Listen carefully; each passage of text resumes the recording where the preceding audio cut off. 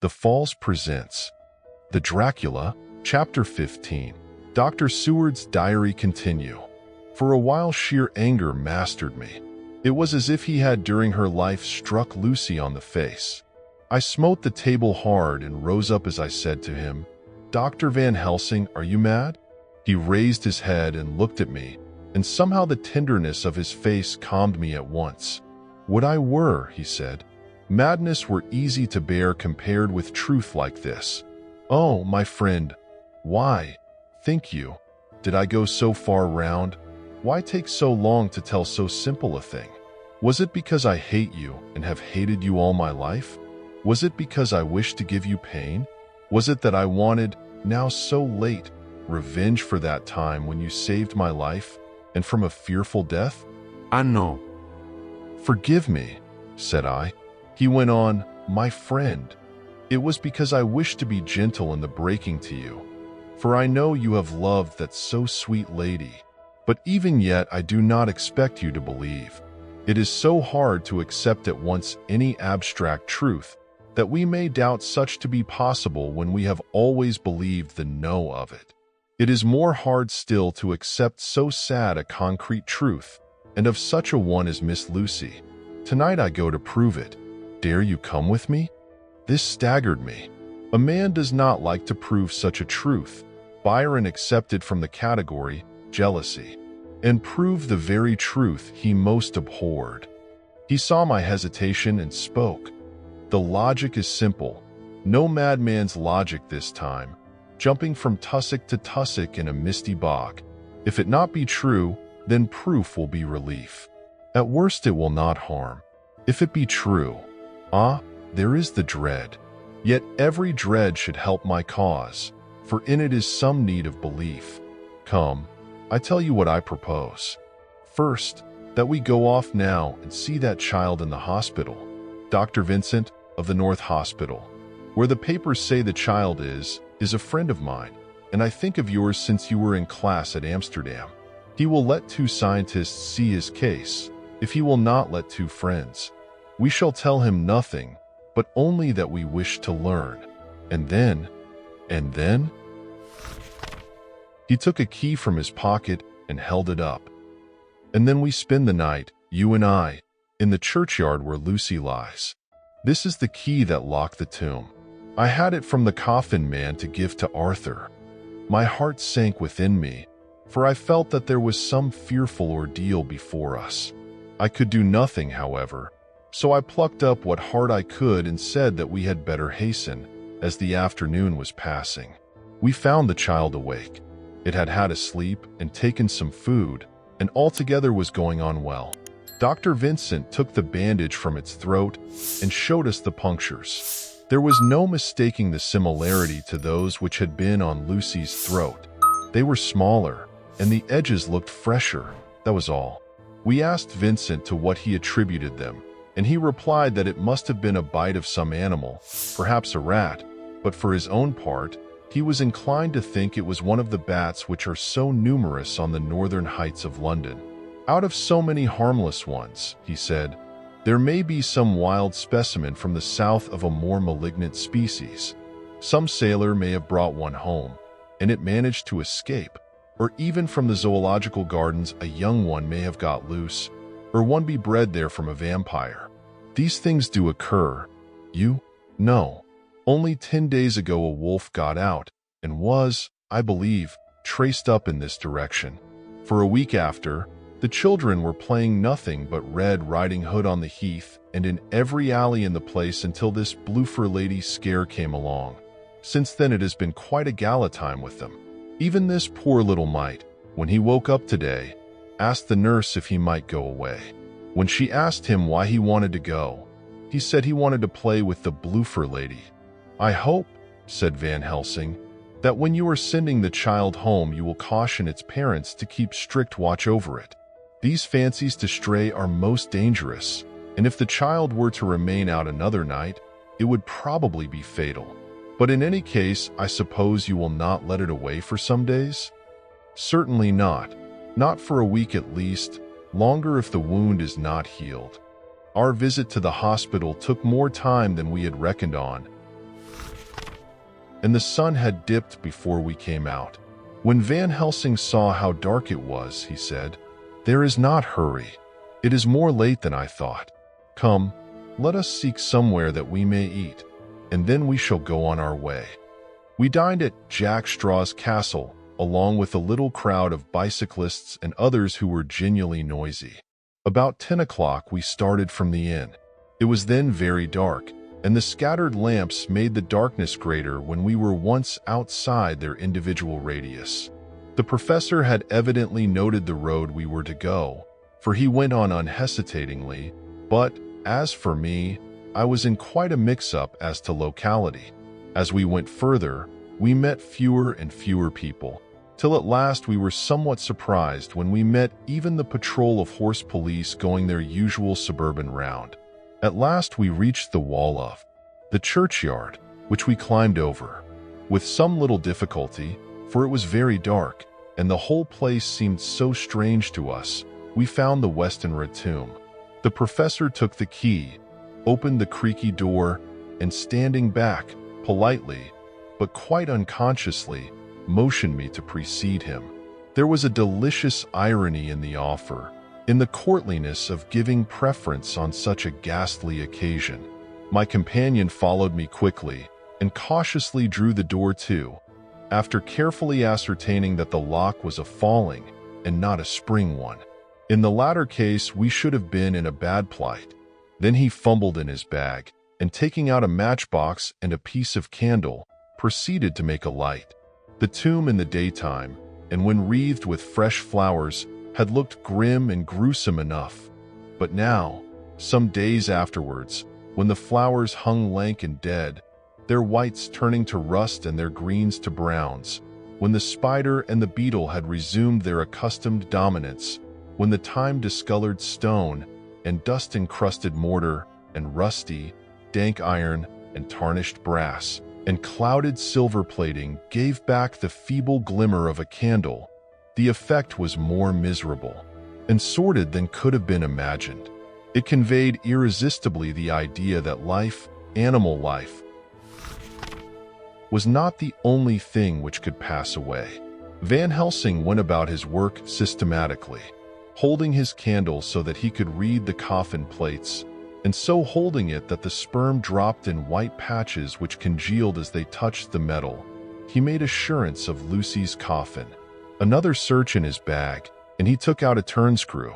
"What are you going to do?" I asked. "To open the coffin. You shall yet be convinced." Straightway he began taking out the screws, and finally lifted off the lid, showing the casing of lead beneath. The sight was almost too much for me. It seemed to be as much an affront to the dead as it would have been to have stripped off her clothing in her sleep whilst living. I actually took hold of his hand to stop him. He only said, "You shall see," and again fumbling in his bag, took out a tiny fret saw.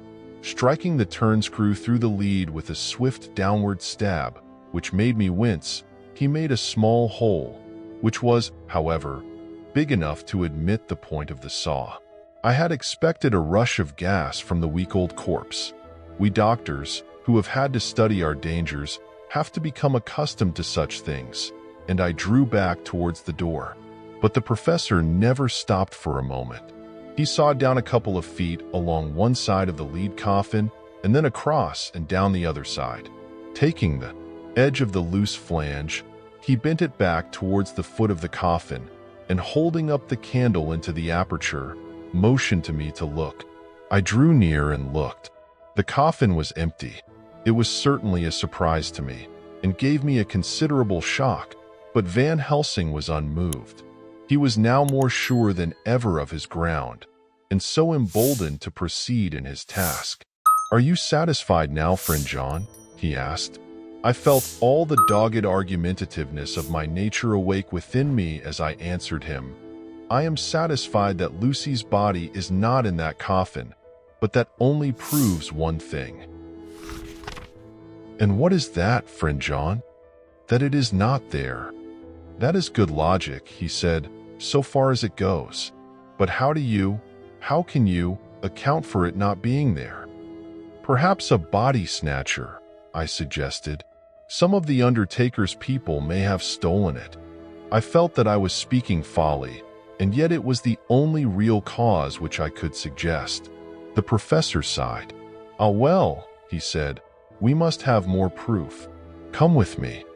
He put on the coffin lid again, gathered up all his things and placed them in the bag, blew out the light, and placed the candle also in the bag. We opened the door and went out. Behind us he closed the door and locked it. He handed me the key, saying, "Will you keep it? You had better be assured." I laughed. It was not a very cheerful laugh, I am bound to say, as I motioned him to keep it. "A key is nothing," I said. "There are many duplicates, and anyhow it is not difficult to pick a lock of this kind." He said nothing, but put the key in his pocket. Then he told me to watch at one side of the churchyard whilst he would watch at the other. I took up my place behind a yew tree, and I saw his dark figure move until the intervening headstones and trees hid it from my sight. It was a lonely vigil. Just after I had taken my place, I heard a distant clock strike 12, and in time came 1 and 2.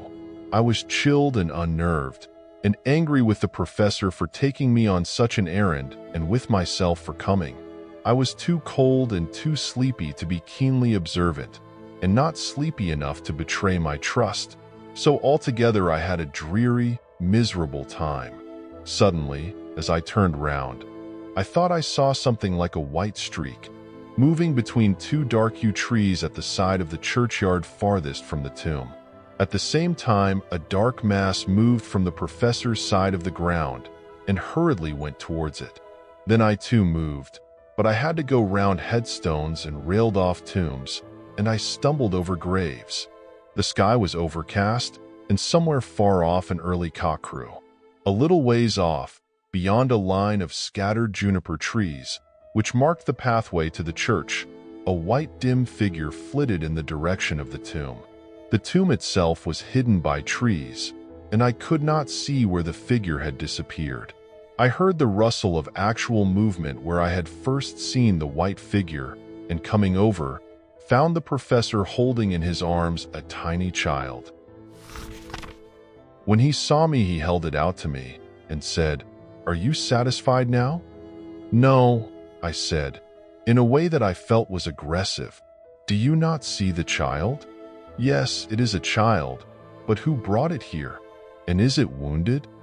"We shall see," said the professor, and with one impulse we took our way out of the churchyard, he carrying the sleeping child. When we had got some little distance away, we went into a clump of trees and struck a match and looked at the child's throat. It was without a scratch or scar of any kind. Was I right? I asked triumphantly. "We were just in time," said the professor thankfully. We had now to decide what we were to do with the child, and so consulted about it. If we were to take it to a police station, we should have to give some account of our movements during the night. At least, we should have had to make some statement as to how we had come to find the child. So finally we decided that we would take it to the heath, and when we heard a policeman coming, would leave it where he could not fail to find it. We would then seek our way home as quickly as we could. All fell out well. At the edge of Hampstead Heath we heard a policeman's heavy tramp, and laying the child on the pathway, we waited and watched until he saw it as he flashed his lantern to and fro. We heard his exclamation of astonishment, and then we went away silently. By good chance we got a cab near the Spaniards, and drove to town. I cannot sleep, so I make this entry, but I must try to get a few hours' sleep, as Van Helsing is to call for me at noon. He insists that I go with him on another expedition. 27 September. It was 2 o'clock before we found a suitable opportunity for our attempt. The funeral held at noon was all completed, and the last stragglers of the mourners had taken themselves lazily away, when, looking carefully from behind a clump of alder trees, we saw the sexton lock the gate after him. We knew that we were safe till morning did we desire it, but the professor told me that we should not want more than an hour at most. Again I felt that horrid sense of the reality of things, in which any effort of imagination seemed out of place, and I realized distinctly the perils of the law which we were incurring in our unhallowed work. Besides, I felt it was all so useless, outrageous as it was to open a leaden coffin, to see if a woman dead nearly a week were really dead. It now seemed the height of folly to open the tomb again, when we knew, from the evidence of our own eyesight, that the coffin was empty.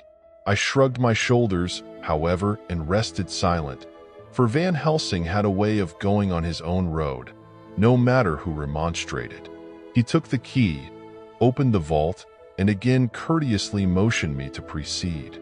The place was not so gruesome as last night, but oh, how unutterably mean-looking when the sunshine streamed in.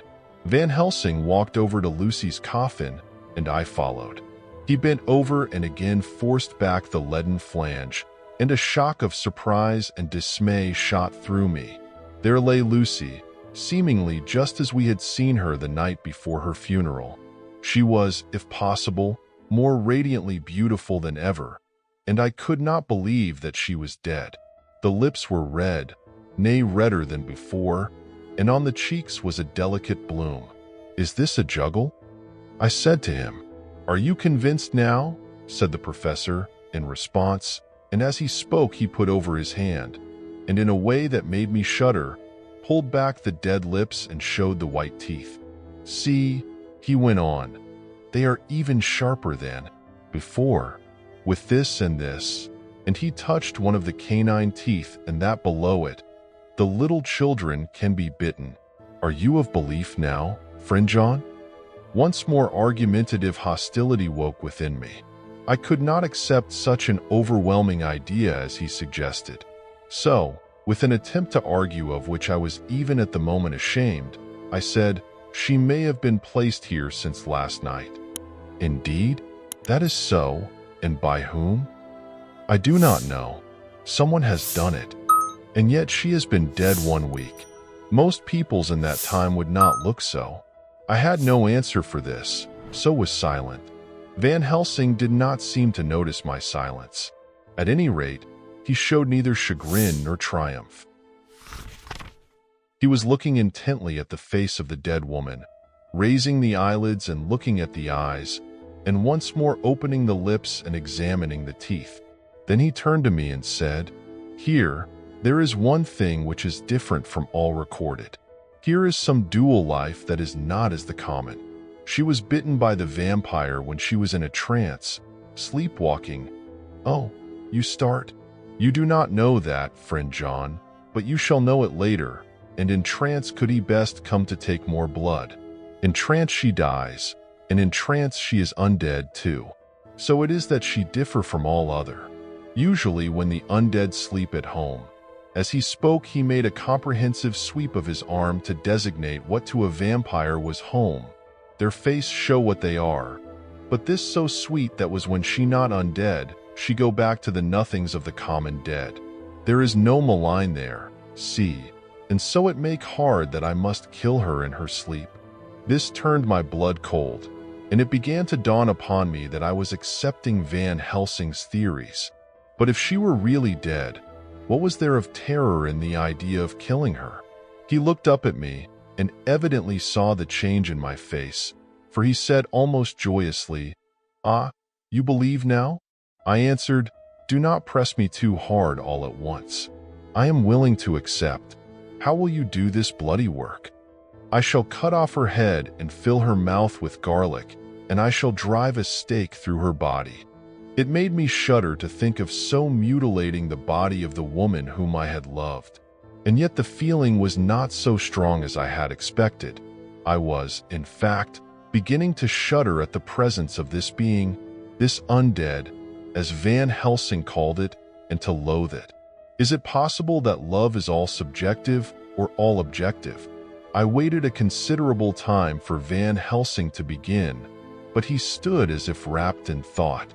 Presently he closed the catch of his bag with a snap and said, "I have been thinking and have made up my mind as to what is best. If I did simply follow my inclining, I would do now, at this moment, what is to be done. But there are other things to follow, and things that are 1,000 times more difficult and that them we do not know. This is simple. She have yet no life taken, though that is of time, and to act now would be to take danger from her forever. But then we may have to want Arthur, and how shall we tell him of this? If you, who saw the wounds on Lucy's throat, and saw the wounds so similar on the child's at the hospital, if you, who saw the coffin empty last night and full today with a woman who have not changed only to be more rose and more beautiful in a whole week after she died, if you know of this and know of the white figure last night that brought the child to the churchyard, and yet of your own senses you did not believe, how then can I expect Arthur, who know none of those things, to believe? He doubted me when I took him from her kiss when she was dying. I know he has forgiven me because in some mistaken idea I have done things that prevent him say goodbye as he ought, and he may think that in some more mistaken idea this woman was buried alive, and that in most mistake of all we have killed her. He will then argue back that it is we, mistaken ones, that have killed her by our ideas, and so he will be much unhappy always. Yet he never can be sure, and that is the worst of all. And he will sometimes think that she he loved was buried alive, and that will paint his dreams with horrors of what she must have suffered, and again, he will think that we may be right, and that his so beloved was, after all, an undead. No. I told him once, and since then I learned much. Now, since I know it is all true, 100,000 times more do I know that he must pass through the bitter waters to reach the sweet. He, poor fellow, must have 1 hour that will make the very face of heaven grow black to him. Then we can act for good all round and send him peace. My mind is made up. Let us go. You return home for tonight to your asylum, and see that all be well. As for me, I shall spend the night here in this churchyard in my own way. Tomorrow night you will come to me to the Berkeley Hotel at 10 o'clock. I shall send for Arthur to come too, and also that so fine young man of America that gave his blood. Later we shall all have work to do. I come with you so far as Piccadilly and there dine, for I must be back here before the sun set.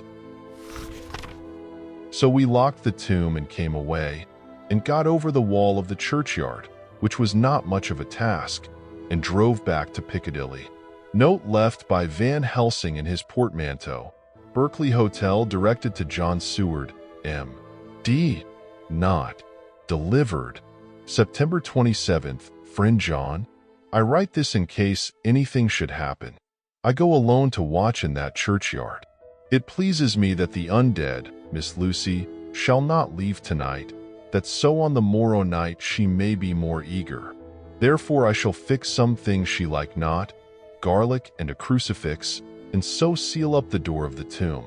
She is young as undead, and will heed. Moreover, these are only to prevent her coming out. They may not prevail on her wanting to get in, for then the undead is desperate, and must find the line of least resistance, whatsoever it may be. I shall be at hand all the night from sunset till after sunrise, and if there be aught that may be learned I shall learn it.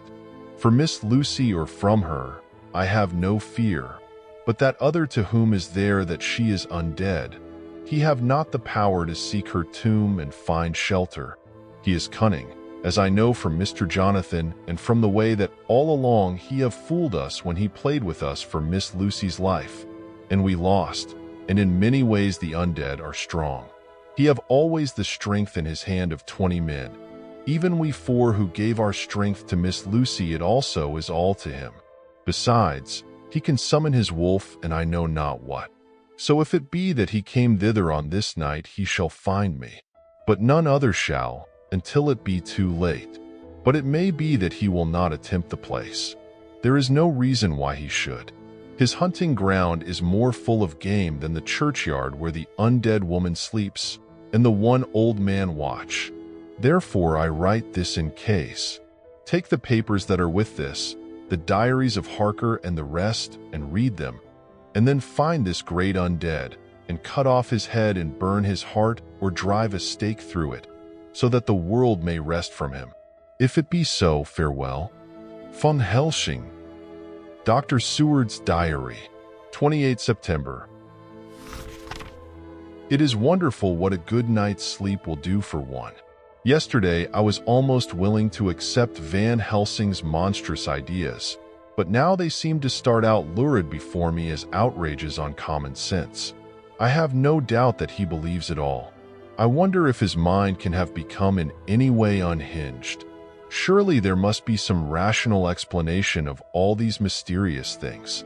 Is it possible that the professor can have done it himself? He is so abnormally clever that if he went off his head, he would carry out his intent with regard to some fixed idea in a wonderful way. I am loath to think it, and indeed it would be almost as great a marvel as the other to find that Van Helsing was mad. But anyhow, I shall watch him carefully. I may get some light on the mystery. 29 September. Last night, at a little before 10 o'clock, Arthur and Quincy came into Van Helsing's room. He told us all what he wanted us to do, but especially addressing himself to Arthur, as if all our wills were centered in his. He began by saying that he hoped we would all come with him too, for, he said, there is a grave duty to be done there. You were doubtless surprised at my letter? This query was directly addressed to Lord Godalming. I was. It rather upset me for a bit. There has been so much trouble around my house of late that I could do without any more. I have been curious, too, as to what you mean. Quincy and I talked it over, but the more we talked, the more puzzled we got, till now I can say for myself that I'm about up a tree as to any meaning about anything. Me too, said Quincy Morris laconically. Oh, said the professor, then you are nearer the beginning, both of you, than friend John here, who has to go a long way back before he can even get so far as to begin. It was evident that he recognized my return to my old doubting frame of mind without my saying a word. Then, turning to the other two, he said with intense gravity, I want your permission to do what I think good this night. It is, I know, much to ask, and when you know what it is I propose to do you will know, and only then how much. Therefore may I ask that you promise me in the dark, so that afterwards, though you may be angry with me for a time, I must not disguise from myself the possibility that such may be. You shall not blame yourselves for anything. That's frank anyhow, broke in Quincy. I'll answer for the professor. I don't quite see his drift, but I swear he's honest, and that's good enough for me. I thank you, sir, said Van Helsing proudly. I have done myself the honor of counting you one trusting friend, and such endorsement is dear to me. He held out a hand, which Quincy took. Then Arthur spoke out, Dr. Van Helsing, I don't quite like to buy a pig in a poke, as they say in Scotland, and if it be anything in which my honor as a gentleman or my faith as a Christian is concerned, I cannot make such a promise. If you can assure me that what you intend does not violate either of these two, then I give my consent at once, though for the life of me, I cannot understand what you are driving at. I accept your limitation, said Van Helsing, and all I ask of you is that if you feel it necessary to condemn any act of mine, you will first consider it well and be satisfied that it does not violate your reservations. Agreed, said Arthur. That is only fair. And now that the pourparlers are over, may I ask what it is we are to do? I want you to come with me, and to come in secret, to the churchyard at Kingstead. Arthur's face fell as he said in an amazed sort of way, Where poor Lucy is buried? The professor bowed. Arthur went on, And when there? To enter the tomb. Arthur stood up. Professor, are you in earnest? Or is it some monstrous joke? Pardon me, I see that you are in earnest. He sat down again, but I could see that he sat firmly and proudly, as one who is on his dignity. There was silence until he asked again, And when in the tomb? To open the coffin. This is too much, he said, angrily rising again.